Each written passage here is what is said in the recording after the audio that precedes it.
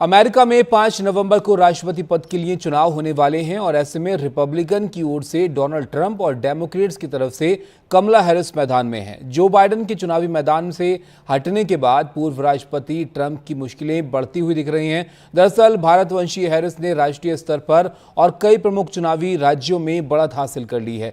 59 साल की हैरिस न केवल धन जुटाने की होड़ में है बल्कि रैलियों में रिकॉर्ड भीड़ भी जमा कर रही हैं। उन्होंने सैन फ्रांसिस्को में चंदा जुटाने वालों से कहा कि हम चुनाव जीतेंगे। बता दें कि इस दौरान हैरिस ने 1.2 करोड़ डॉलर की धनराशि जुटाई, जिसमें कई भारतीय अमेरिकियों सहित करीब 700 दानकर्ताओं ने हिस्सा लिया। इसके अलावा कई अहम सर्वे में भी कमला हैरिस को ट्रंप से आगे दिखाया जा रहा है।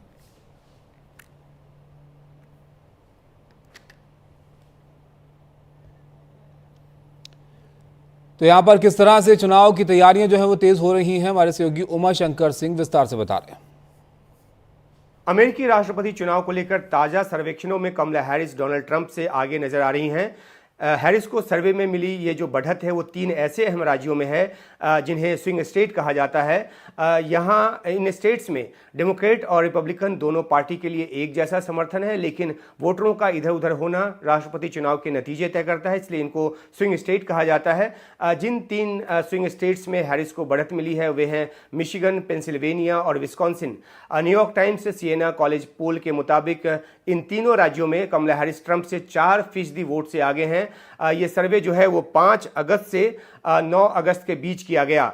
सर्वे में ट्रंप को जहां महज 46% वोट मिलने का अनुमान है, वहीं कमला हैरिस को 50% वोट मिलने का प्रोजेक्शन जो है वो किया गया है। और ये जो स्थिति है वो पहले की स्थिति से बिल्कुल उलट स्थिति है, जब डोनाल्ड ट्रंप हर सर्वे में आगे नजर आते थे, खासतौर पर तब जब अमेरिकी राष्ट्रपति जो बाइडेन 2024 राष्ट्रपति चुनाव के लिए डेमोक्रेटिक पार्टी के उम्मीदवार थे, तब वे हर सर्वे में ट्रंप से 2 से 5% जो पिछड़े नजर आते थे। और उस दौरान सर्वे इस बात को लेकर भी हो रहा था कि अगर कमला हैरिस आई तो चुनाव कैसा रहेगा, क्योंकि अंदेशा इस बात का था कि बाइडेन जो है वो मैदान छोड़ देंगे अपनी उम्र की वजह से। 15 जुलाई तक हुए ऐसे 2 सर्वे में कमला हैरिस भी ट्रंप से पिछड़ी नजर आई थी, लेकिन 21 जुलाई को बाइडेन के मैदान छोड़ने के बाद और कमला हैरिस को उम्मीदवारी मिलने के बाद डेमोक्रेटिक पार्टी के कैंपेन और समर्थन में लगातार इजाफा हुआ है। और ये जो सर्वे है वो उसी का प्रतीक है, उसी का एक उदाहरण है।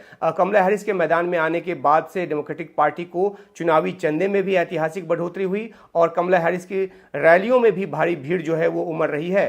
फाइनेंशियल टाइम्स और मिशिगन रॉस सर्वे में 42% वोटरों ने माना है कि आर्थिक नीतियों के मामले में हैरिस जो है वो ट्रंप से बेहतर साबित होंगी। हालांकि सर्वे में ट्रंप हैरिस से महज 1% पीछे हैं, लेकिन क्योंकि आर्थिक नीतियों को लेकर है तो इसकी काफ़ी ज़्यादा महत्ता है।